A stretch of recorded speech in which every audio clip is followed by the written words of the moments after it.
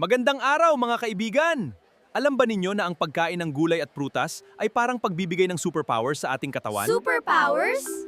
Wow! Ako ang karot! Mayaman ako sa vitamin A. Tinutulungan kong luminaw ang inyong paningin. Kaya pala mahalaga kang kainin para sa ating mga mata. Ako naman ay puno ng vitamin C. Tumutulong akong palakasin ang resistensya para hindi madaling magkasakit. Kapag malakas ang katawan, mas marami tayong magagawang mabubuting bagay. Huwag din akong kalimutan! May potassium ako na nagbibigay ng enerhiya para sa paglalaro at pag-aaral. At ako naman ay tumutulong sa maayos na pagdaloy ng dugo sa ating katawan. Ako ay mayaman sa fiber at iba't ibang bitamina na tumutulong sa ating paglaki at pagpapanatiling malusog ng katawan. Kaya mas masaya ang buhay kapag masustansya ang kinakain. Tandaan, ang malusog na pagkain ngayon ay puhunan para sa malakas at masayang kinabukasan. Kumain ng iba't ibang gulay at prutas araw-araw.